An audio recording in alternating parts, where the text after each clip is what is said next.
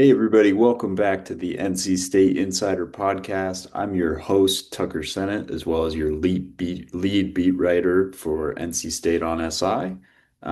Excited to be back with you. Got some big news. The NC State men's basketball non-conference schedule dropped on Wednesday. So we now have a pretty clear picture of what Will Wade's first year, or at least the start of it, is going to look like. So I figured we'd go through some of the highlights on that schedule today. The first game of the Will Wade era, November 3rd against North Carolina Central at the Lenovo Center, should be a pretty light opponent. NC Central was a solid team a year ago, but this should be one that the Wolfpack can take care of business against. The season gets a little more exciting as we move towards Feast Week. But before that, we get Will Wade against his old school VCU, where he was both an assistant under Shaka Smart when the VCU team made the remarkable Final Four run, and he was also the head coach after he left. Smart became the head coach at Chattanooga and then came back to VCU. He coached VCU from 2015 to 2017 before he bolted for that LSU job for several years, but he was a very good coach in the Atlantic 10 with VCU. They won the regular season title in 2016. Believe they appeared in the NCAA tournament in both of his seasons at the helm. I think they even won a game in one of those 2 years. So, good place for Wade. Nice for him to get back to that program and sort of turn back the clock a little bit with that game. That'll be exciting. Then a week after that, NC State makes their trip out to Maui for the Maui Invitational Tournament, a staple of the Feast Week schedule. Everybody loves the Maui tournament for, the pageantry, the small gym. Fans get to pack in there and it's a raucous environment for a few days before the Thanksgiving holiday.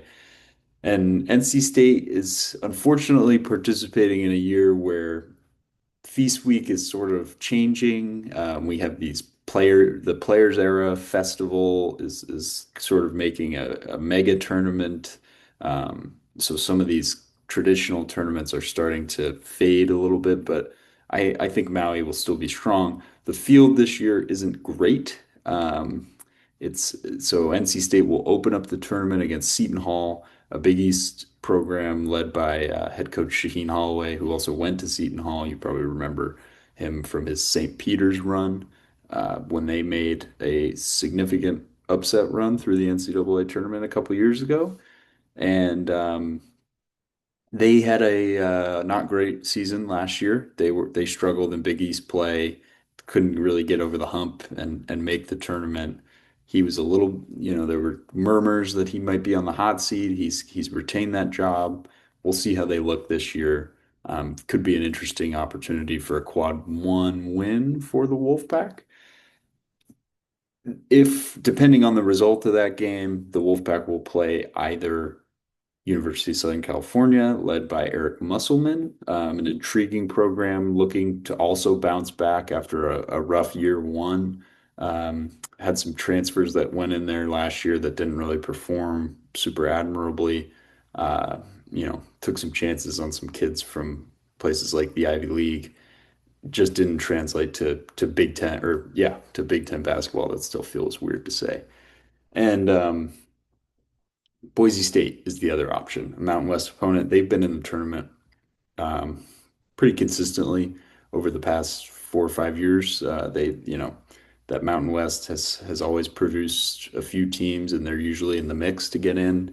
Not sure what their roster looks like going into this year, but that would be their opponent in the second round, depending on wins and losses. The other side of the bracket is sort of similar in its weakness. Arizona State, under Duke legend Bobby Hurley, is poised for what'll probably be his last season at the helm. I feel confident saying that, considering that's a program I used to cover. I'm pretty intimately familiar with the ongoings over there. Uh, they lost pretty much their entire team from a year ago, and not in a way that produced a better roster. They I think they'll really struggle, and they face a brand new Texas squad led by first year coach Sean Miller, making his return to Power Conference basketball at UT. Um, should be interesting. He had a quality sort of resurgence with Xavier after things fell apart at Arizona with all the violations. Sort of a similar trajectory to Wade, except Wade had to start at a lower level with McNeese and work his way back up. So that could be an interesting matchup if both those teams reach the final. The other game on the other side of the bracket, you got Washington State versus Chaminade.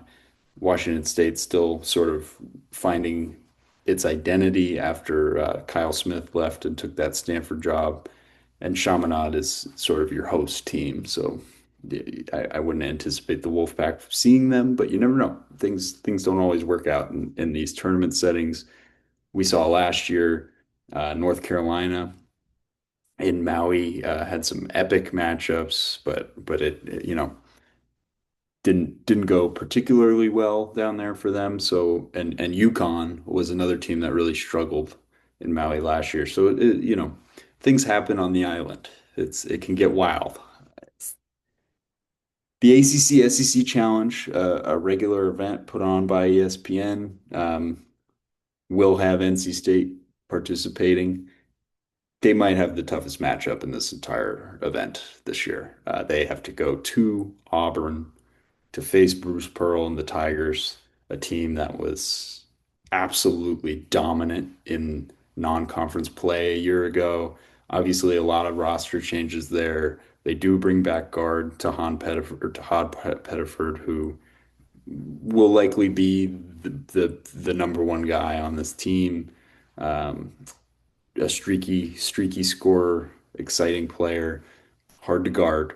Um, but the reason I have this one circled is this is one of the toughest venues in college basketball to go on the road and deal with. This Auburn is really, really, really, really tough to beat at home. They dominate the jungle down there, and it's loud, it's raucous. It's one of the tougher venues in the SEC, and teams don't do well there typically. So something to monitor for sure. If depending on how Auburn is, it'll certainly be a quad one win. It might not be to the level that it would be last year, but if NC State can go down there and get a win over an SEC school, that would be huge in terms of, you know, getting that net rating that matters oh so much come March boosted. My final circled matchup, and yes, there is another matchup against an SEC team at the end of the non-con schedule, but I wanted to sort of leave some room to talk about some games later on, and obviously we'll go a little more in depth into these games as the season gets a little closer, as we're only in August, and we don't even have an ACC schedule yet. We have the opponents, but we don't have a schedule. But on December 13th at the Lenovo Center, probably the biggest game at the Lenovo Center in a long time, non-conference wise. The Wolfpack are inviting the Kansas Jayhawks into town of the Big 12. This is going to be a monster game. Kansas probably going to be led by the number one recruit in the country, according to 24/7 Sports. So he's like number two or number three for ESPN. Darren Peterson, could be a fun matchup with NC State's freshman phenom Matthew Abel, who's lighting things up over the summer. Um, but the reason I have this one circled is I'm sure Bill Self is pulling his hair out because he wanted Darion Williams at Kansas. Darion Williams absolutely terrorized Kansas last year and 2 years ago. 2 years ago in particular, Williams went into Fog Allen scored 30 points on 12 of 12 shooting, knocked down four threes.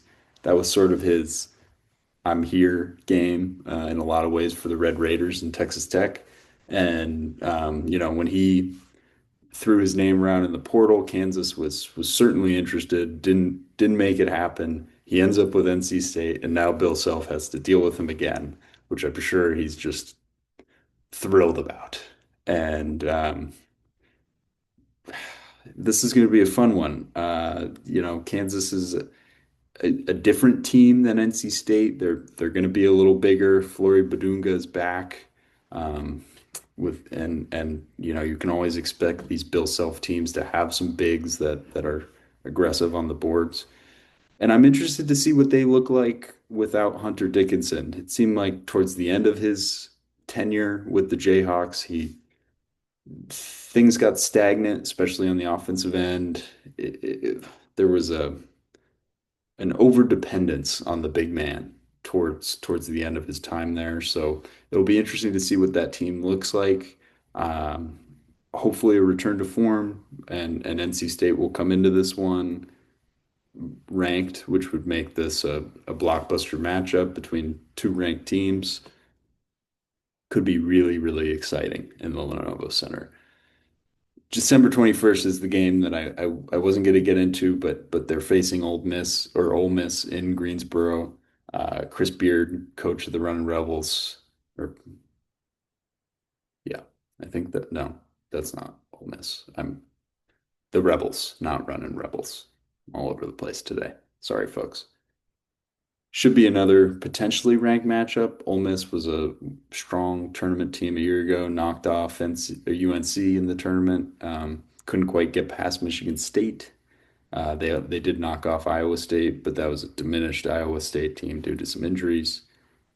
Could be a tough game on a neutral site, but something to monitor for sure. Again, we'll go into these more in depth as we get closer to the season, but exciting to talk about and have some clarity on what year one of the Will Wade era is going to look like. Thanks for tuning in today. Feel free to follow my personal Twitter at Senate Tucker, two N's, two T's on that. For more Wolfpack news, I post, updates and some of the stories there. And then follow at Wolfpack on SI on X, as well as the Facebook page for all of our content. And of course, always you can go to our website. Once again, thank you very much for tuning in. Hope you're all excited for Wolfpack basketball to return come November. See you next time.